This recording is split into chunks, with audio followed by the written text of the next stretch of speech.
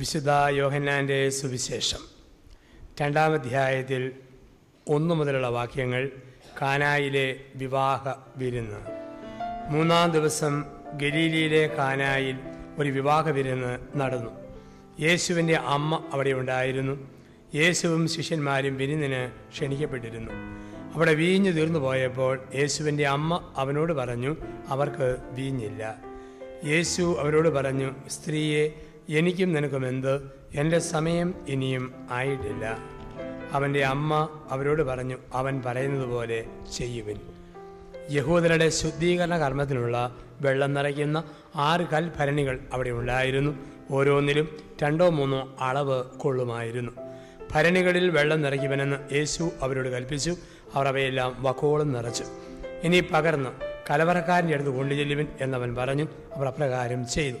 കലവറക്കാരൻ വീഞ്ഞായി മാറിയ ആ വെള്ളം രുചിച്ചു നോക്കി. അതെവിടെ നിന്നാണെന്ന് അവൻ അറിഞ്ഞില്ല. എന്നാൽ വെള്ളം കോരിയ പരിചാരകർ അറിഞ്ഞിരുന്നു.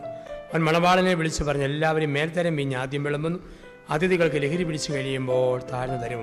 എന്നാൽ നീ നല്ല വീഞ്ഞ് ഇതുവരെയും സൂക്ഷിച്ചു വെച്ചല്ലോ.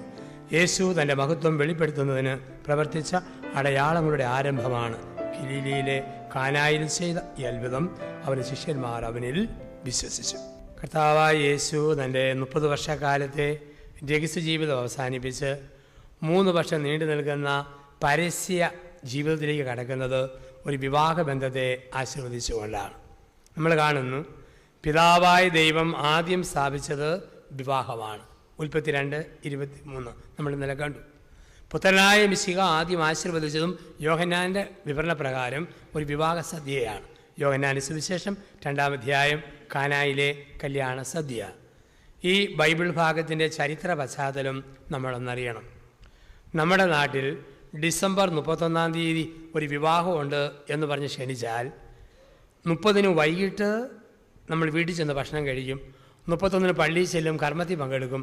പിന്നെ ഭക്ഷണവും കഴിച്ച് പല്ലും കുത്തി കുറ്റവും പറഞ്ഞുകൊണ്ട് തിരിച്ചു പോരും. ഇതാണ് നമ്മുടെ നാട്ടിൽ വിളിച്ചവരും വിളിക്കപ്പെട്ടവരും തമ്മിലുള്ള ബന്ധം. ചിലർ വിവാഹത്തിന് പോലും പോവുകയല്ല, ഭക്ഷണം കഴിക്കാൻ വേണ്ടി തന്നെ പോകുന്ന കാണാം. അതൊരു പാപങ്ങീയമാണ്. ഇതാണ് നമ്മുടെ രീതി. പക്ഷെ യഹൂദർക്കിടയിൽ അങ്ങനെയല്ല. ഡിസംബർ 31-ാം തീയതി ഒരു വിവാഹമുണ്ട് എന്ന് പറഞ്ഞ് ക്ഷണിച്ചാൽ 26-ാം തീയതി മുതൽ 31-ാം തീയതി വരെ ഇഷ്ടമുള്ളപ്പോഴൊക്കെ കയറി ചെല്ലണം. അങ്ങനെ കയറി ചെല്ലുമ്പോൾ സാമാന്യ മര്യാദയുടെ ഭാഗമായിട്ട് കുടിക്കാൻ കൊടുക്കുന്ന പാനീയമാണ് വീഞ്ഞ്. ഒറ്റ കാര്യം ചെയ്താൽ മതി, ക്ഷണിക്കപ്പെട്ട ആൾക്കാർ ക്ഷണക്കത്ത് എടുക്കാൻ മറക്കരുത്. ക്ഷണക്കത്ത് കൊണ്ടുപോവുക, സെക്യൂരിറ്റി ഓഫീസറെ കൊടുക്കുക. അദ്ദേഹം കത്ത് മേടിച്ച് വെച്ചിട്ട് മഴക്കോട്ട് പോലെ ഒരു ഓവർകോട്ട് ഇടാൻ കൊടുക്കും. അത് വിട്ടുകൊണ്ട് അകത്ത് കയറി ചെല്ലുക. അതിൻ്റെ പേരാണ് വിവാഹ വസ്ത്രം. അതിട്ടുകൊണ്ട് ചെന്നാൽ കഴുത്തറ്റം തിന്നാം, മൂക്കറ്റം കുടിക്കാം, ഏമ്പക്കവും വിട്ട് ഇറങ്ങിപ്പോരുക. പോരുമ്പം കോട്ടൂരി കൊടുക്കുക, കത്ത് മേടിച്ച് പോക്കറ്റിലിടുക, വീട്ടിൽ ചെല്ലുക, കിടന്നുറങ്ങുക, രാവിലെ എഴുന്നേൽക്കുക, കത്തെടുക്കുക, കൊണ്ട കൊടുക്കുക, കോട്ടിടുക, ഇഷ്ടം പോലെ കഴിക്കുക. അങ്ങനെ ഒരാഴ്ചക്കാലം ചെയ്യാം.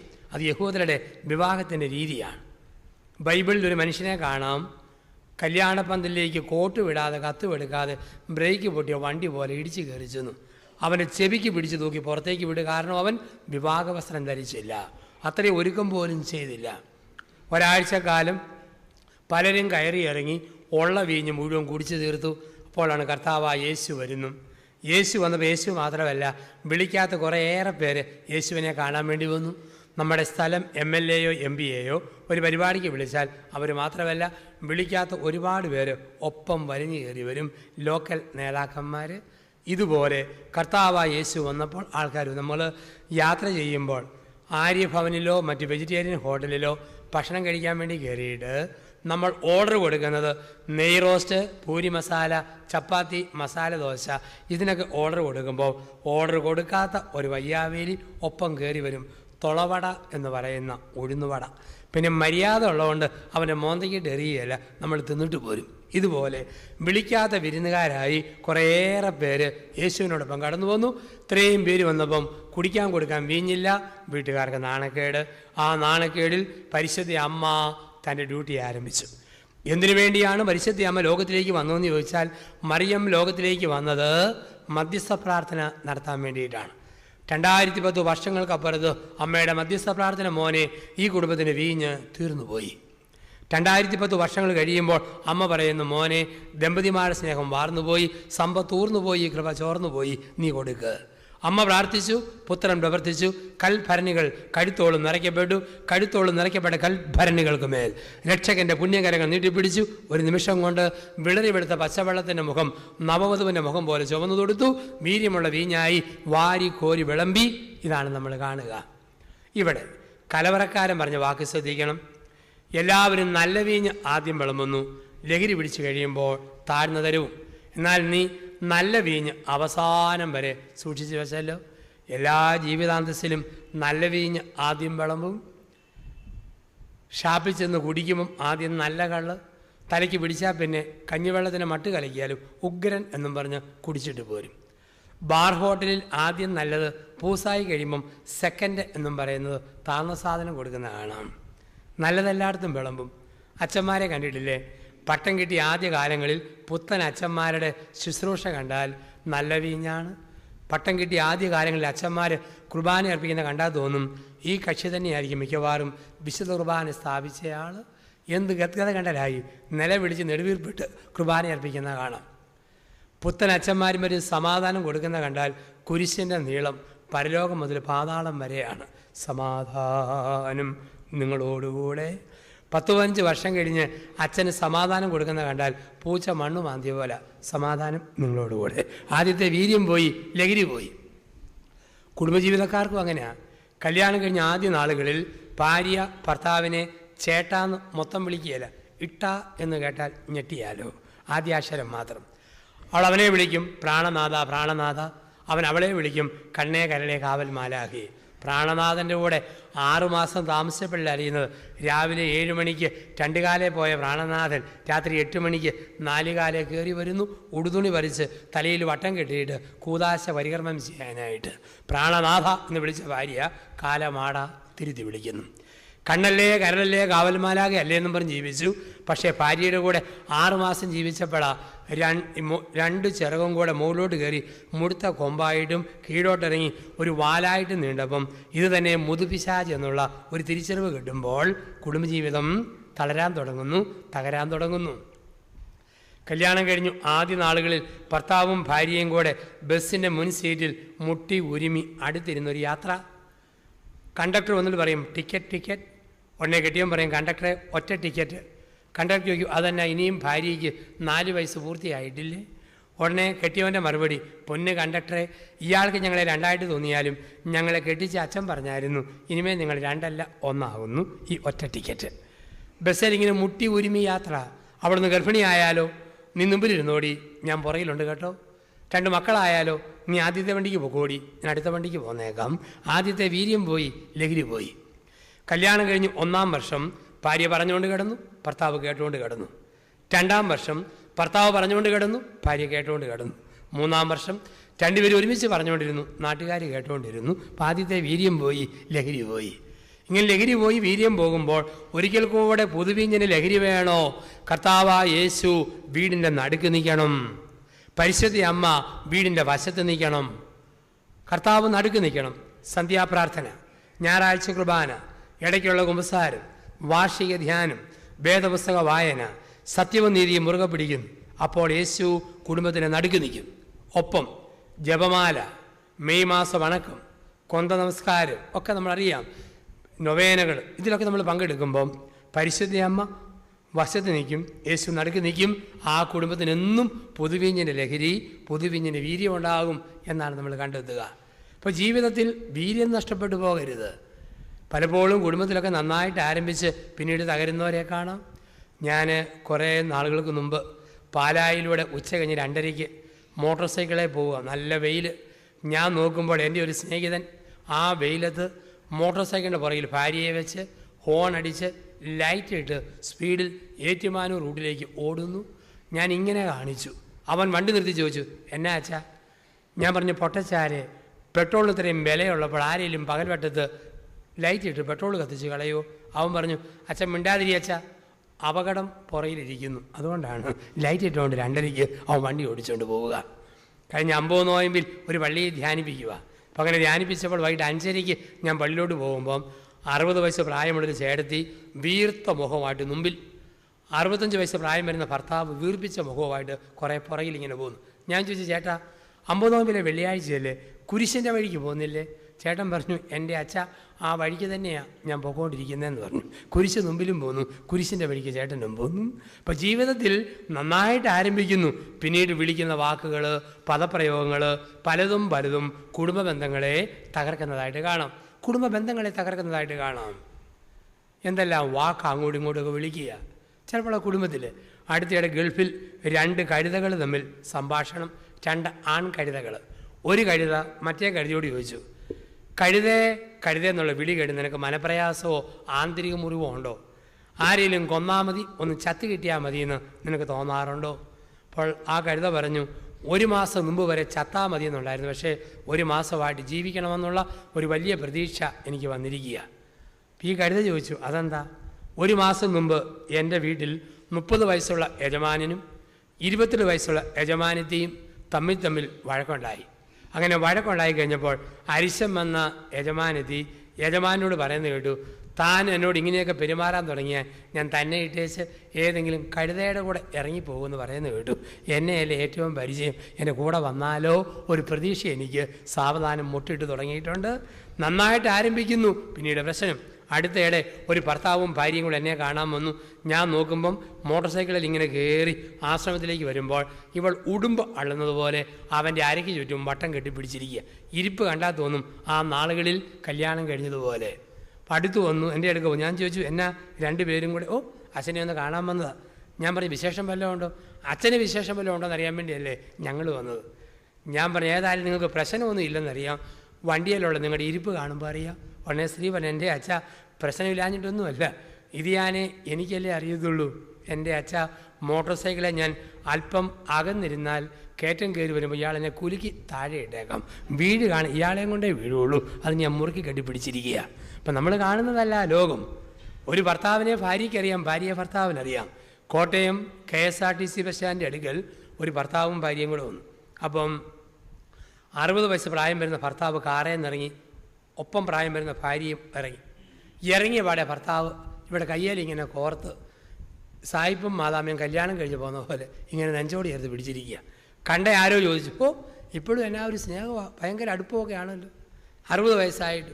അയാൾ പറഞ്ഞു, ഇത് അടുപ്പം കൊണ്ടോ സ്നേഹം കൊണ്ടൊന്നുമല്ല, എനിക്കല്ലേ ഇവളെ അറിയത്തുള്ളൂ, ഇവിടെ കയ്യേന്ന് വിട്ടാൽ ഇവൾ ഷോപ്പിങ്ങിന് പോകും, അതുകൊണ്ട് ഞാൻ ഇങ്ങനെ മുറുകെ പിടിച്ചിരിക്കുവാം. അപ്പോൾ കുടുംബ ബന്ധങ്ങളുടെ തലങ്ങളിൽ ആദ്യം സന്തോഷത്തോടെ തുടങ്ങി, പിന്നീട് കൊച്ചു പ്രശ്നങ്ങൾ, കുടുംബത്തിൽ തകർച്ചകളും ബന്ധങ്ങളുമായിട്ട് കടന്നു വരുമ്പോൾ യേശു നടുക്കും, പരിശുദ്ധി അമ്മ വശത്ത് നിൽക്കുന്ന ഒരു കുടുംബജീവിതം. എവിടെ ചെന്നാലും ഇന്ന് പ്രശ്നമുണ്ട്, ഓർത്തോണം.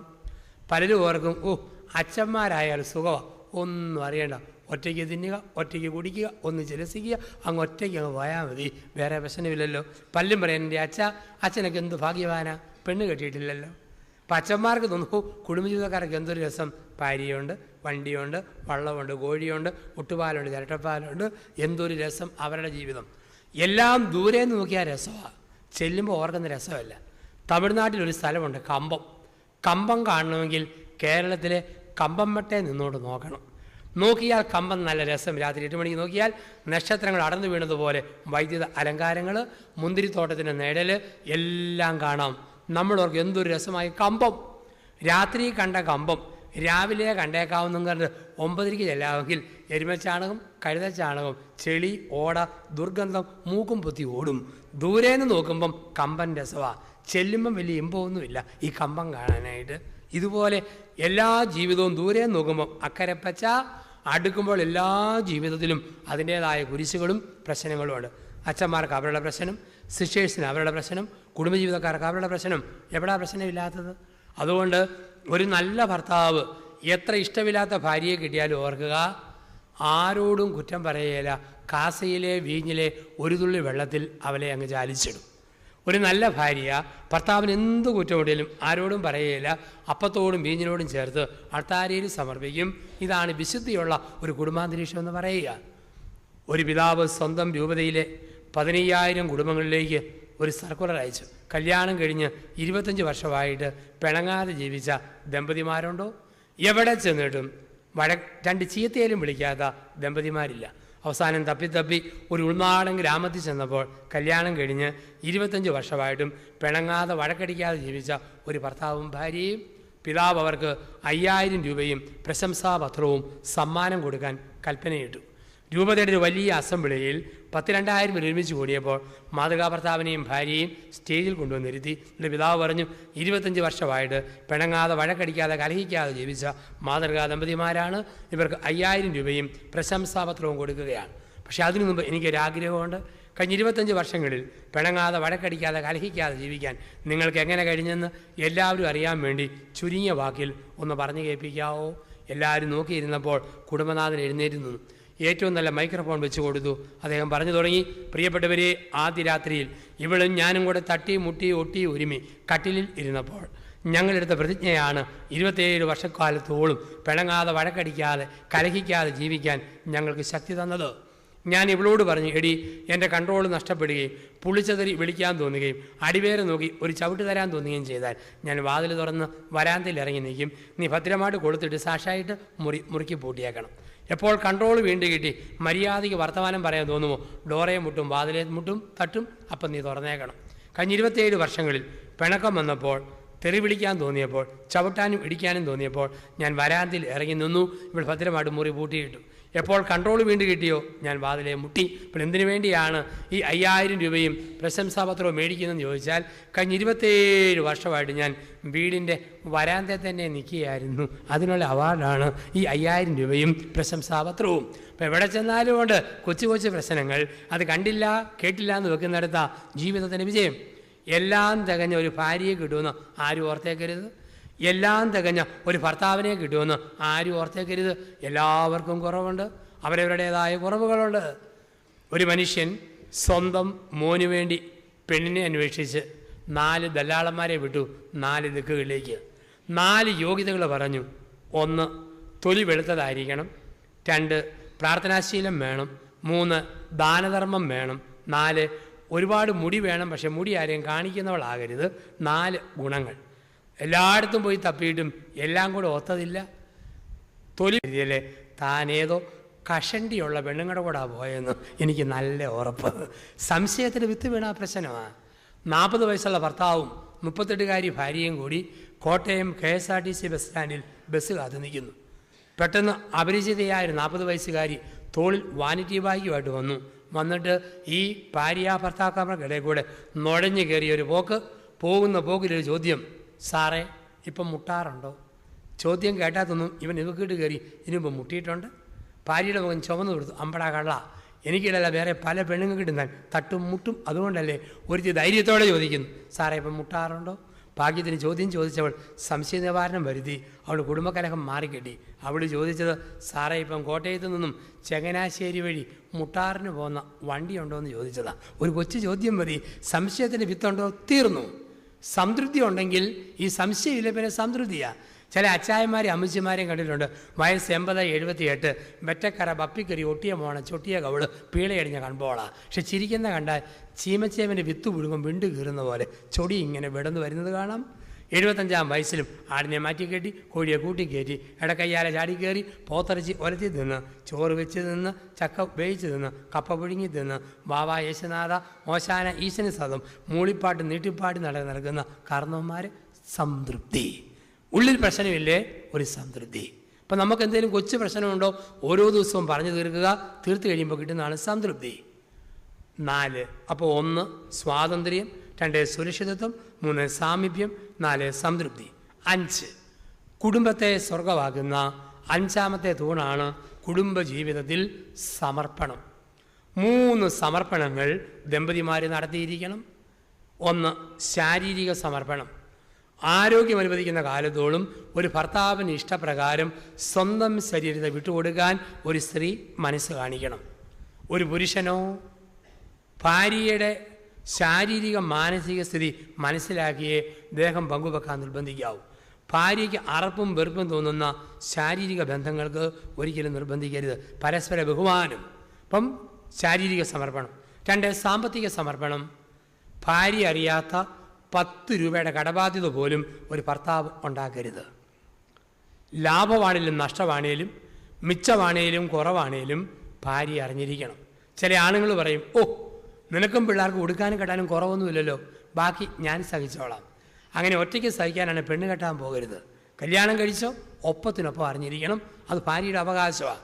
ഇനി വീട് നോക്കുന്ന ഭർത്താവാണോ അവനെ ഒളിക്കുന്ന 10 രൂപയുടെ ഇടപാട് പോലും ഒരു സ്ത്രീ നടത്തരുത്. വീട് നോക്കാത്തവനും കുടിക്കുന്നവനും കുടിച്ച് പൂസായി കിടക്കുന്നവനുമാണോ, പൂസായി കിടക്കുമ്പം എന്തെല്ലാം എടുത്തു മാറ്റാവോ എടുത്തു മാറ്റിക്കോണം, അടിച്ചു മാറ്റാവോ അടിച്ചു മാറ്റിക്കോണം. അതും കുടുംബത്തിന് അത്യാവശ്യമാണ്. സാമ്പത്തിക സമർപ്പണം. 3 ആത്മീയ സമർപ്പണം. എന്താണ് ആത്മീയ സമർപ്പണം? ആത്മീയ സമർപ്പണം എന്ന് പറഞ്ഞാൽ ഞായറാഴ്ചകളിൽ പറ്റുന്നിടത്തോളം ഒരുമിച്ച് കുർബാനയ്ക്ക് പോകണം, ഒരുമിച്ച് സന്ധ്യാപ്രാർത്ഥന എത്തിക്കണം, മക്കളെയും കൂട്ടി ഒരുമിച്ച് ബൈബിൾ ഒരുമിച്ച് വായിക്കണം.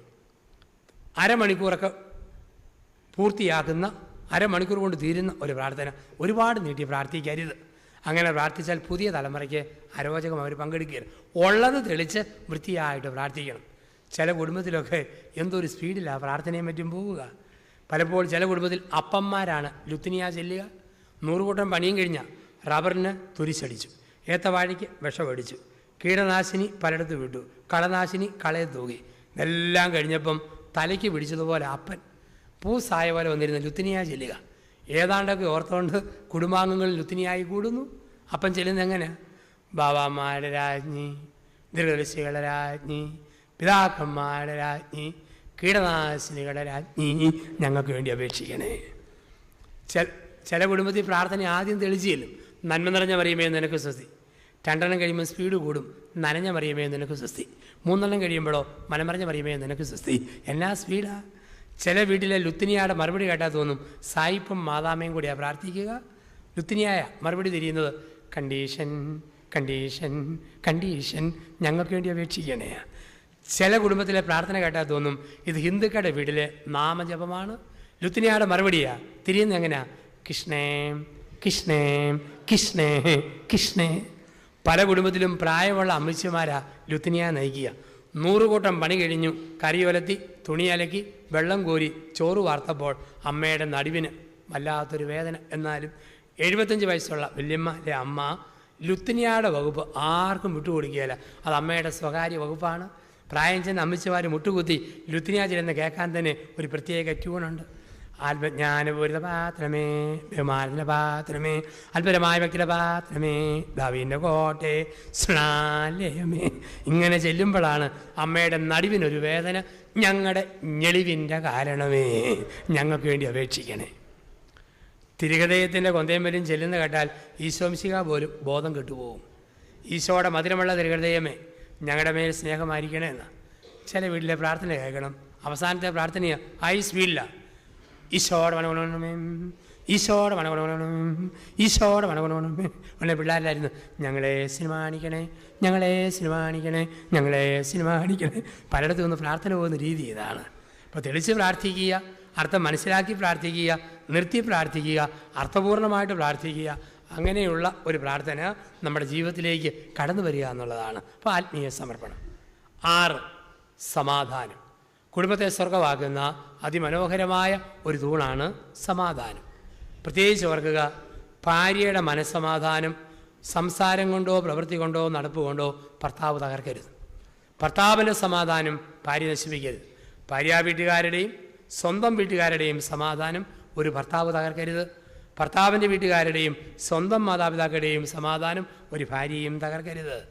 ഭർത്താവിന് എന്തെങ്കിലും കുറ്റമുണ്ട്, അത് ഓടിച്ചെന്ന് അപ്പനോടും അമ്മയോടും സഹോദരന്മാരോടും ഒരു ഭാര്യ പറയരുത്.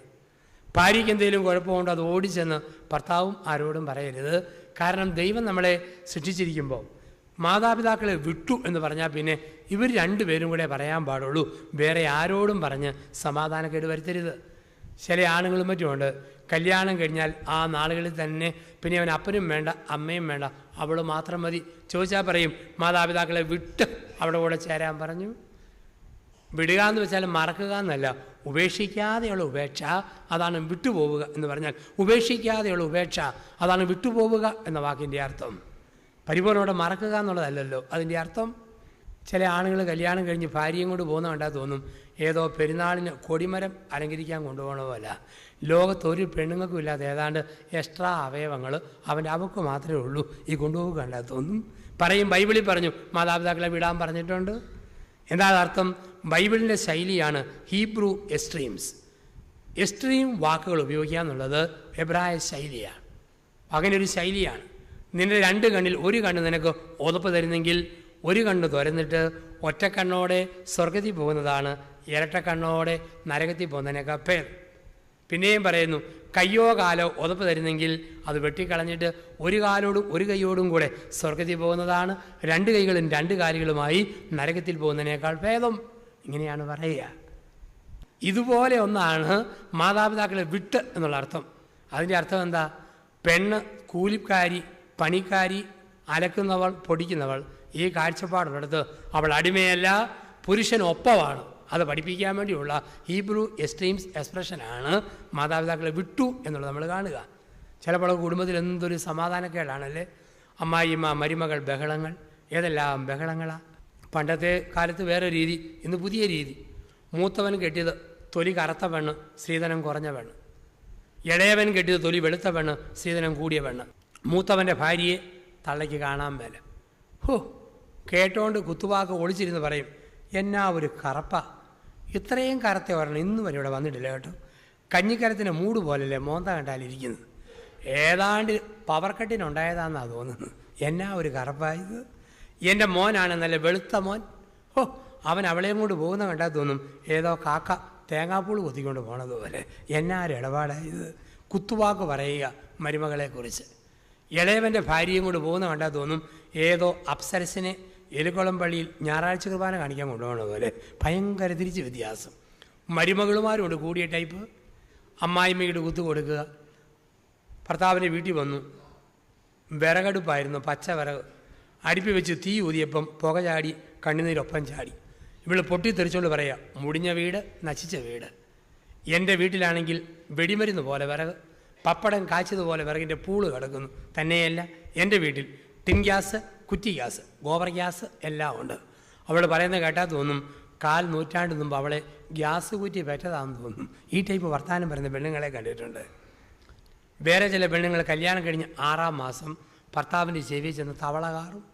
എലിക്കുളം പ്രദേശത്തുള്ളവർ തവള കാർന്ന് കേട്ടിട്ടുണ്ട്. പുതുമഴ പെയ്യുമ്പം എങ്ങനെയാണ് തവള കാറുക? മേക്രോ മേക്രോ ക്രോ മേക്രോ മേക്രോ ക്രോ മേക്രോ മേക്രോ ക്രോ, ഇങ്ങനെയാണ് തവള കാറുക. ചില പെണ്ണുങ്ങൾ കല്യാണം കഴിഞ്ഞ് 6 മാസം കഴിഞ്ഞ് രാത്രി 10:30 ഭർത്താവിനെ വട്ടം കെട്ടിപ്പിടിച്ച് ചെവി ചെന്ന് തവള കാറും. എന്താണ് കാറുക? ചേട്ടാ വേറെ പാം, മേക്രോ മേക്രോ ക്രോ, ഇപ്പം പാം ഉടനെ പാം, മാറിപ്പാം വേറെ പാം, മേക്രോ മേക്രോ ക്രോ. എന്നാ കാര്യം ചെയ്യാം? ഭർത്താക്കന്മാരെന്ന് പറയുന്നത് ലബോറട്ടറിയിലെ തവളയുടെ കൂട്ടാണ്. ഒരു കാലയിൽ അമ്മ, ഒരു കാലയിൽ ഭാര്യ മരിച്ചുകൊണ്ടിരിക്കുക. എപ്പോഴാ കാല് കീറുന്നതെന്നറിയത്തില്ല. വേദപുസ്തകത്തിൽ ഒരു നല്ല അമ്മായിയമ്മ മരുമകൾ ബന്ധത്തിൻ്റെ ചിത്രമാണ് റൂത്തിൻ്റെ പുസ്തകം. റൂത്തിൻ്റെ പുസ്തകത്തിൽ നമ്മൾ 2-ാം അധ്യായം ആ പുസ്തകത്തിൽ നമ്മൾ വായിക്കുന്നു, അമ്മായിയമ്മയായ നവോമി ഇവളുടെ ഭർത്താവ് മരിച്ചു കഴിഞ്ഞപ്പം പറയുകയാണ്, മോളെ നീ നിൻ്റെ പിതാക്കന്മാരുടെ രാജ്യത്തിലേക്ക് പോകൂ, അമ്മ ഇനി ഒറ്റയ്ക്ക് ജീവിച്ചോളാം. അപ്പോൾ ഇവൾ റൂത്ത് പറയുന്ന വാക്കാണ്, എൻ്റെ ഭർത്താവിൻ്റെ അമ്മ എൻ്റെ അമ്മയാണ്, എൻ്റെ ഭർത്താവിൻ്റെ ദൈവം എൻ്റെ ദൈവമാണ്. ഇനി ഞാൻ ഇവിടെ കിടന്ന് മരിച്ചാലും എൻ്റെ അമ്മയെ ഇട്ടിട്ട് ഞാൻ പോകുന്ന പ്രശ്നമേ ഇല്ല. അമ്മായിയമ്മ മരുമകൾ ബന്ധത്തിൻ്റെ മനോഹരമായ മാതൃക റൂത്തിൻ്റെ പുസ്തകത്തിൽ നമ്മൾ കാണുന്നുണ്ട്. നമ്മുടെ നാട്ടിൽ ഒരു അമ്മായിയമ്മയും മരുമകളും കൂടെ ഭയങ്കര വഴക്ക് മൂത്തപ്പോൾ മോൻ തീരുമാനിച്ചു 2 വർഷക്കാലം പലയിടത്ത് കുർബാന ചെല്ലിച്ചു, കൗൺസിലിംഗ് നടത്തി, ഒരു രക്ഷയില്ല. അവസാനം മോൻ തീരുമാനിച്ചു ഈ അമ്മായിയമ്മയും ഭാര്യയും കൂടെ വിശുദ്ധ നാടിന് കൊണ്ടുപോയേക്കാം, ഇസ്രായേൽ. അവൻ കാശ് മുടക്കി ഇവർ 3 കൂടെ ഇസ്രായേലിൽ പോയി. കാൽവരി കയറുമ്പോഴേലും മാനസാന്തരം ഉണ്ടാകട്ടെന്ന് ഓർത്താണ് ഇങ്ങനെ കൊണ്ടുപോവുക. 5 നാൾ കഴിഞ്ഞു ബേത്ലഹേമിൽ നിന്ന് പോകുന്ന വഴിക്ക് അമ്മ അറ്റാക്കായിട്ട് അവിടെ വീണ് മരിച്ചുപോയി. അപ്പോൾ ഇവൻ ഓർത്ത് ഏതായാലും ഇനി അമ്മയെ നാട്ടിൽ കൊണ്ട് അടക്കിയാൽ ഇവൾ പ്രാർത്ഥിക്കാനൊന്നും പോകുന്നില്ല. അപ്പം ഇസ്രയേലിലെ നിയമപ്രകാരം തീർത്ഥാടകരിൽ ഒരാൾ മരിച്ചാൽ $500 കൊടുത്താൽ ശവം അവിടെ അടക്കാം. ഇന്ത്യയിലേക്ക് കൊണ്ടുവരണമെങ്കിൽ 5 ലക്ഷം രൂപയോടും ചിലവാകും. ഇവൻ പറയടി എന്നെ ആയാലും നീയും അമ്മയും കൂടെ വലിയ താല്പര്യമൊന്നുമില്ല, പിണക്കമാണ്. അമ്മയെ അടക്കിയാലും ഇനി കല്ലറയ്ക്ക് പോയി നീ പ്രാർത്ഥിക്കാനൊന്നും പോകുന്നില്ല, നമ്മളങ്ങ് ബന്ധം അകലുമല്ല. അതുകൊണ്ടൊരു കാര്യം ചെയ്യാം, അമ്മയെ നമുക്ക് ഇവിടെ തന്നെ അങ്ങ് അടക്കിയേക്കാം, $500 ചിലവുള്ളൂ. അവൾ പറഞ്ഞു വേണ്ട ചേട്ടാ, എൻ്റെ സ്വർണം മുഴുവൻ വിറ്റാലും അമ്മയെ കേരളത്തിൽ അടയ്ക്കാൽ മതി, ഇവിടെ എന്നായാലും വേണ്ട, ഞാൻ ചത്താലും സമ്മതിക്കില്ല. അവൻ ചോദിച്ചാൽ എന്നാടി ഇത്രയും നാൾ ഭയങ്കര പിണക്കം, ഈ വിശുദ്ധനാടി വന്ന് ഇത്രയും പൊരിഞ്ഞ സ്നേഹം ഇവിടെ തന്നെ അടയ്ക്കാൻ മതി. പറ്റിയാലെന്നല്ലേ പറഞ്ഞത്. പൂവണയ ബാങ്കിൽ നിന്ന് ലോൺ എടുത്താലും ശരി, പിന്നെ നമുക്ക് തെണ്ടിയാലും വിടാം, ഇവിടെ അമ്മയെ അടക്കാൻ സമ്മതിക്കുകയില്ല, അമ്മയെ കേരളത്തിൽ കൊണ്ട് അടക്കണം. അവൻ ചോദിച്ചേടി 5 ദിവസം കൊണ്ട് ഇസ്രയേലിൽ വന്നപ്പം ഇത്രയും വലിയ മാറ്റം ഇതറിഞ്ഞിരുന്നെങ്കിൽ കല്യാണം കഴിഞ്ഞ് ആദ്യ നാളിൽ തന്നെ ഞാൻ കൊണ്ടുവന്നേനെയല്ലോ. ഉടനെ അവൾ പറഞ്ഞു, എൻ്റെ പൊന്നു മനുഷ്യ, മാറിയിട്ടൊന്നുമല്ല, ഇതേതാ നാട്? പാലസ്തീന. 2000 വർഷം മുമ്പ് ഒരുതനെ മാന്തി ഇട്ടിട്ട് 3-ാം പൊക്കം പൊങ്ങി വന്ന സ്ഥലമായത്. അതുകൊണ്ട് സ്ഥിരം കിടക്കുമെന്ന് ഉറപ്പുള്ള കേരളത്തിലാണെങ്കിൽ പൂവണ ബാങ്കിൽ ലോൺ എടുത്താലും അവിടെ കൊണ്ട് അടയ്ക്കിയാൽ മതി. അപ്പം അമ്മായിയമ്മ മരുമകൾ ബഹളങ്ങളൊക്കെ നടക്കുന്ന സമൂഹത്തിൽ ഒരു സമാധാന സ്ഥാപനം. ഇവിടെയാണ് പറയുക, സമാധാന സ്ഥാപകർ ഭാഗ്യവാന്മാർ, അവർ ദൈവമക്കളെന്ന് വിളിക്കപ്പെടും. സമാധാന സ്ഥാപകർ ഭാഗ്യവാന്മാർ, അവർ ദൈവമക്കളെന്ന് വിളിക്കപ്പെടും. കുടുംബത്തെ സ്വർഗമാകുന്ന 7ാമത്തെ തൂണ് സ്നേഹം. ദമ്പതിമാരെ, നിങ്ങൾ പരസ്പരം സ്നേഹിക്കുവിൻ എന്നാണ് പറയുക. ദമ്പതിമാരെ, നിങ്ങൾ പരസ്പരം സ്നേഹിക്കുവിൻ. എന്താണ് ഈ സ്നേഹം?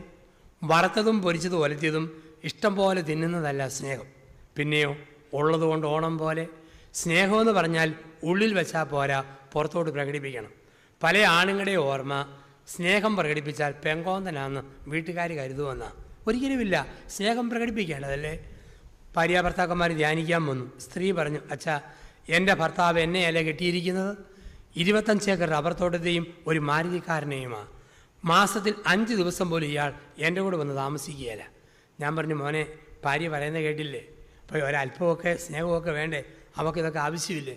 ഉടനെ അവൻ പറയാ, പൊട്ടി, അവൾക്ക് വല്ല വിവരമുണ്ടോ അച്ഛാ?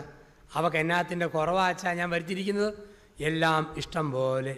ദിവസം 5 ഷീറ്റ്, ഒരു അംബാസഡർ കാറ്, സമർത്ഥനായൊരു ഡ്രൈവർ, ഒരു കുറവും ഞാൻ വരുത്തിയിട്ടില്ല.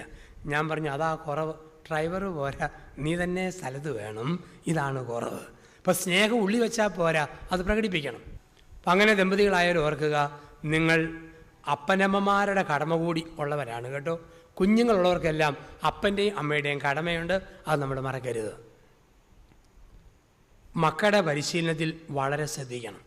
പ്രത്യേകിച്ച് ഇന്നൊരു പുതിയ കാലത്ത് കുഞ്ഞുങ്ങളുടെ സ്വഭാവ രൂപവൽക്കരണത്തിൽ നിർണായകമായ പങ്ക് വഹിക്കേണ്ടത് പിതാവും മാതാവുമാണ്. നമുക്കറിയാം, മക്കൾക്ക് നമ്മുടെ കുഞ്ഞുനാൾ മുതലേ നമ്മുടെയൊക്കെ മക്കൾ നാളെ ആരായി തീരുമെന്നുള്ളതിൻ്റെ ചെറിയ സൂചന കാണിക്കും. അത് കണ്ടറിഞ്ഞ് മക്കളെ വളർത്തിയെടുക്കണം. നമുക്കൊന്നും പറയാൻ പറ്റില്ല നമ്മുടെയൊക്കെ മക്കൾ നാളെ ആരായി തീരുമെന്ന്, നമുക്ക് ഉറപ്പില്ല. അതുകൊണ്ടല്ലേ ഓരോ അമ്മയും കുഞ്ഞിനെ തൊട്ടിയിലിട്ട് താരാട്ട് പാടുന്നത് എന്താ? രാരാരോ രാരി രാരോ. നമ്മളോർക്കും കേൾക്കാൻ രസമുള്ള ലല്ലവി പല്ലവി ഈരടി അമ്മ വെറുതെ പാടുക അല്ല. ഓരോ അമ്മയും കുഞ്ഞിനെ തൊട്ടിയിലിട്ട് ആട്ടിക്കൊണ്ട് ദൈവത്തിൻ്റെ മുഖത്ത് നോക്കി ചോദിക്കുന്ന ചോദ്യമാണ് താരാട്ട്. എന്താണ് ചോദ്യം? ദൈവമായ കർത്താവേ, തൊട്ടി കിടക്കുന്ന ഈ സാധനം ആരാരോ? ഒരു പിടിയുമില്ല. ഇത് ശിവരശനാണോ, വീരപ്പനാണോ, നക്കീരൻ ഗോപാലനാണോ, ഒസാമ ബിൻ ലാദനാണോ? ഇതാരാരോ? ഈ കിടക്കുന്നത് അൽഫോൻസ അമ്മയാണോ, ചാവറ അച്ഛനാണോ, മദർ തെരേസയാണോ? ഇതാരീരാരോ? ഒരു പിടിയുമില്ല. ദൈവമാ മക്കളെ ആക്കി തീർക്കുക.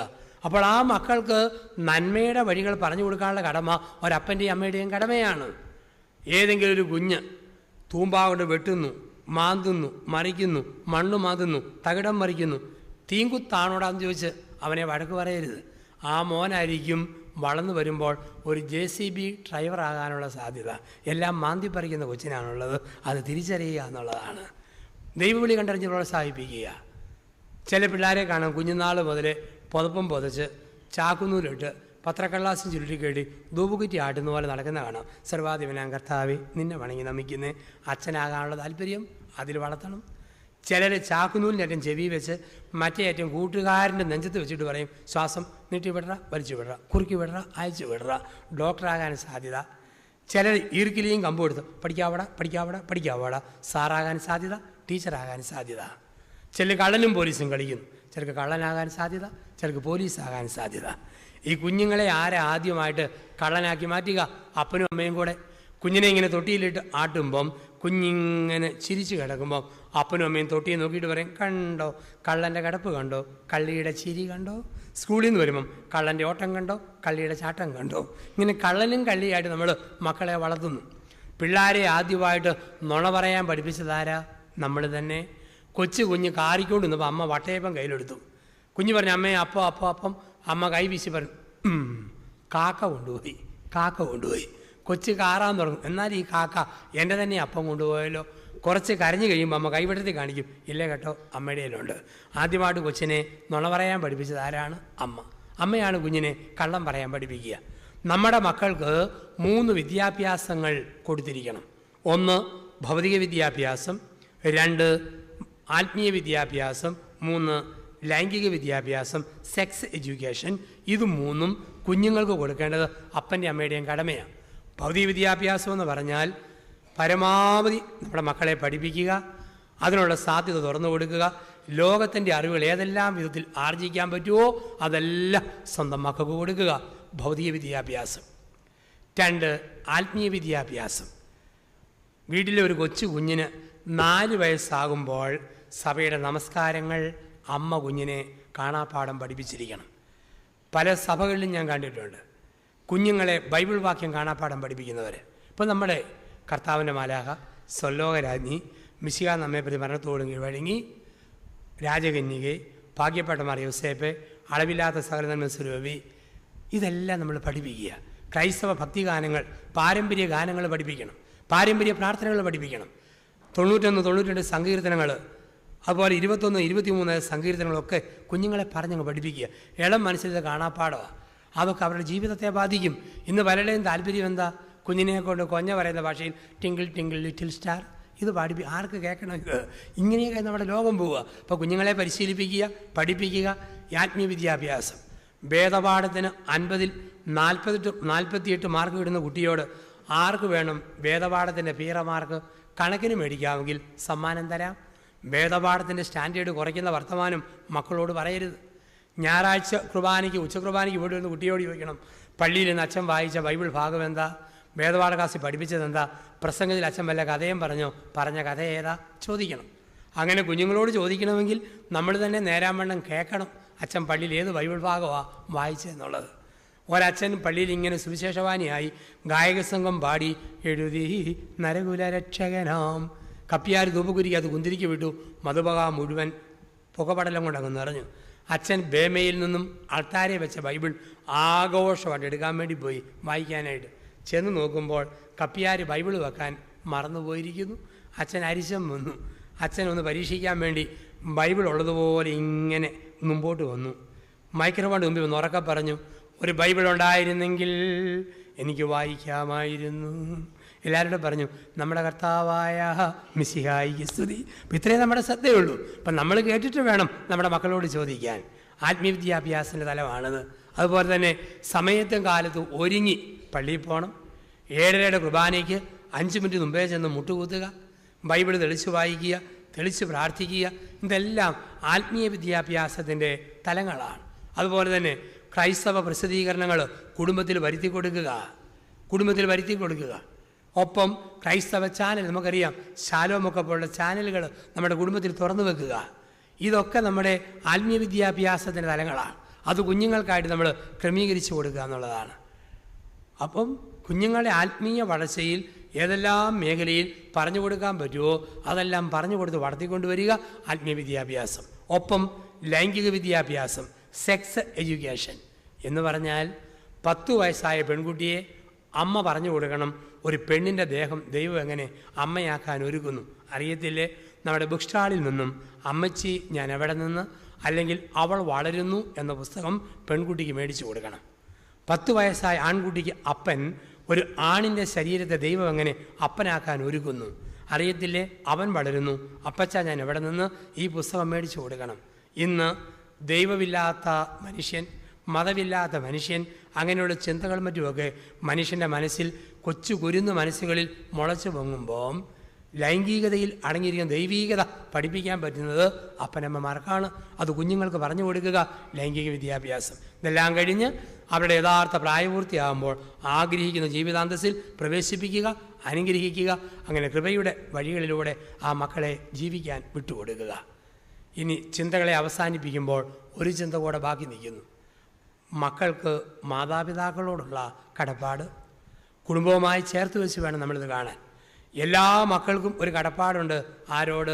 സ്വന്തം അപ്പനോട്, അമ്മയോട്. മാതാപിതാക്കളോട് മക്കൾക്കുള്ള ഒരു വലിയ കടപ്പാടുണ്ട്. പ്രഭാഷകൻ്റെ പുസ്തകം 3-ാം അധ്യായത്തിൽ നമ്മൾ വായിക്കുന്നു, നല്ല കാലത്തോളം നീ ഭൂമിയിൽ ജീവിക്കേണ്ടതിന് അപ്പനെ ബഹുമാനിക്കണം, അമ്മയെ സ്നേഹിക്കണം. എഫേസ്യസ് ലേഖനം 6-ാം അധ്യായത്തിൽ പറയുന്നു, മാതാപിതാക്കളെ നിങ്ങളുടെ കുഞ്ഞുങ്ങളെ നിങ്ങൾ സ്നേഹത്തിൽ വളർത്തുക. മക്കളോട് പറയുന്നു, മാതാപിതാക്കളോട് നിങ്ങൾ വിധേയത്വം ഉള്ളവരായി മാറുക.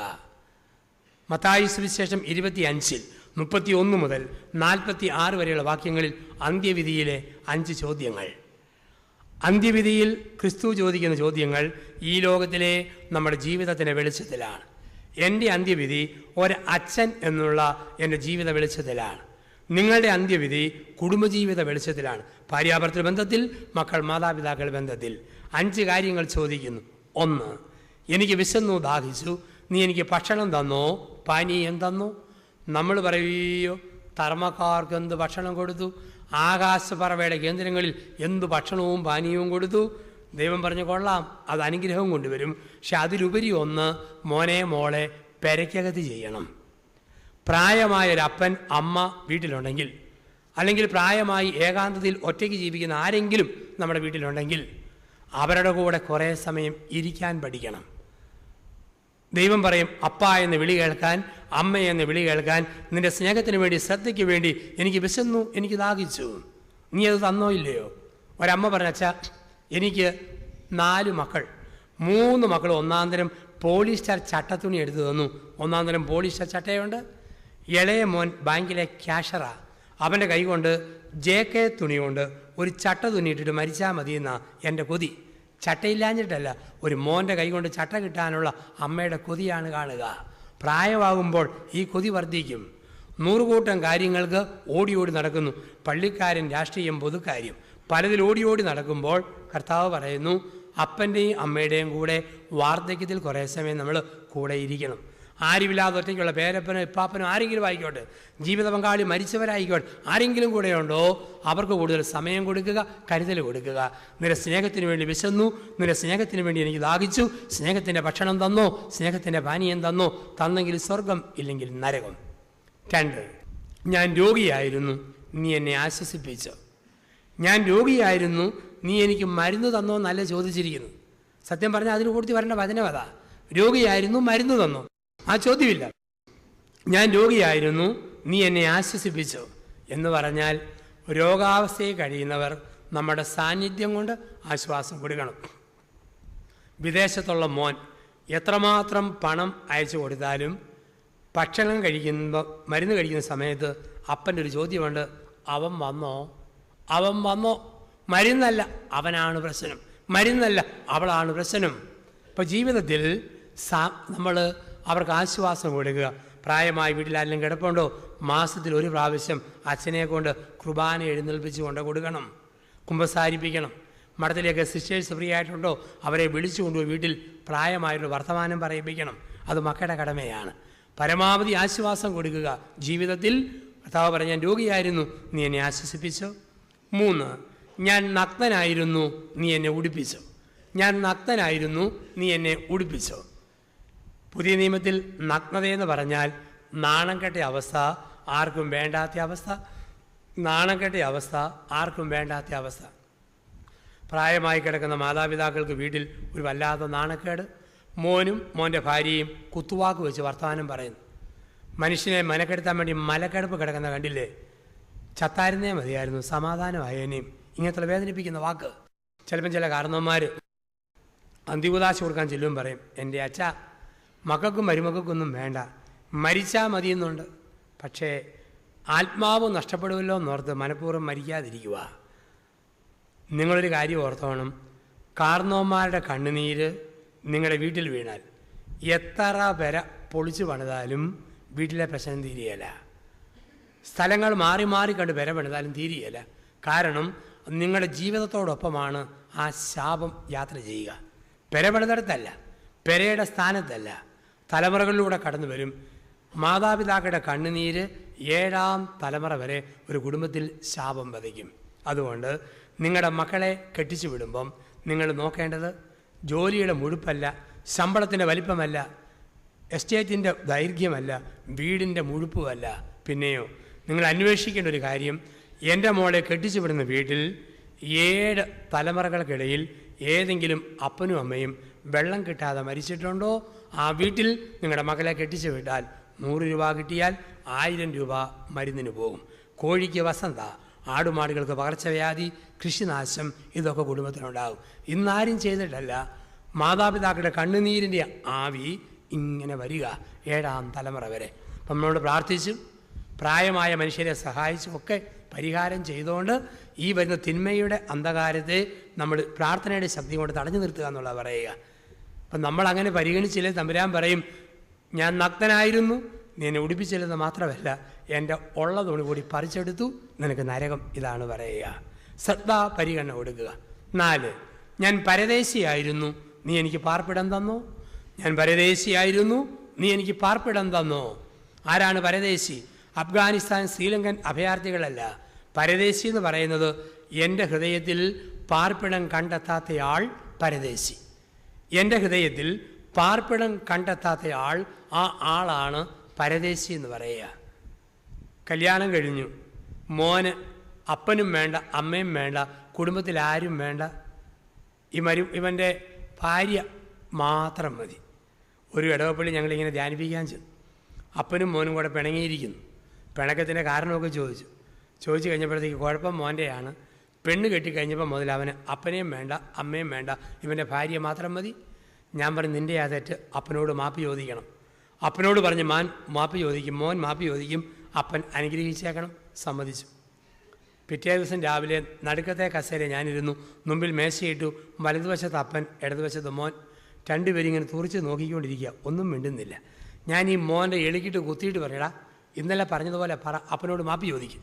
അവൻ പറഞ്ഞു, അപ്പ അറിയാതെ അബദ്ധം ഒരുപാട് കാണിച്ച് തെറ്റിപ്പോയി, ശപിക്കരുത്, മാപ്പാക്കണം, മേലിൽ ഞാൻ ആവർത്തിക്കുകയില്ല. അനുതാപത്തോടെ ഇരുന്നു. അപ്പനാണെങ്കിൽ മയിൽക്കുറ്റിക്ക് കാറ്റ് പിടിച്ചതുപോലെ, സർവേക്കല്ല് പോലെ ഉറച്ചിരിക്കുക, ഒരു മാറ്റവും ഇല്ല.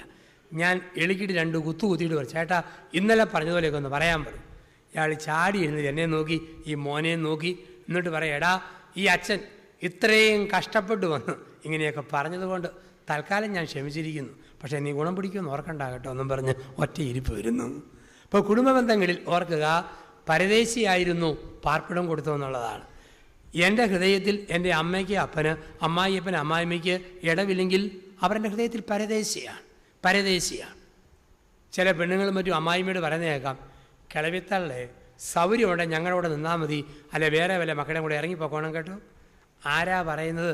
ഇന്നലെ വന്നു കയറിയവൾ ഒരു മൊട്ടക്കുന്നിനെ സ്വർഗമാക്കിയ പൂങ്കാവനമാക്കിയ അമ്മയോട് പണ്ടേതോ കുശിനിക്കാരൻ വികാരിയച്ഛനോട് പറഞ്ഞതുപോലെ, അച്ഛന് സൗകര്യമുണ്ട് എന്നോട് നിന്നാൽ മതി, അല്ലെ വേറെ വല്ല വഴിയിലോട്ടും പൊക്കോണം കേട്ടോ. ഈ ടൈപ്പ് മനുഷ്യരുണ്ട്. ഒരമ്മയ്ക്ക് 11 മക്കൾ. ഏറ്റവും ഇളയവൻ കല്യാണം കഴിഞ്ഞു. ആദ്യത്തെ കൊച്ചുണ്ടായപ്പം അമ്മ സന്തോഷത്തോടെ ചക്കര മുത്തേ പൊന്നും കൊടവേ തങ്കവേ എന്നും പറഞ്ഞ് കടിച്ചിങ്ങനെ പൊക്കിയിട്ട് കൊഞ്ചിക്കുക. ഉടനെ ഈ കൊച്ചിൻ്റെ അമ്മ പറയുക, അമ്മേ കൊച്ചിനെ സൂക്ഷിച്ചിടണം കേട്ടോ, അതിൻ്റെ കുടലെങ്ങാനും മറിഞ്ഞു പോയാലുണ്ടല്ലോ.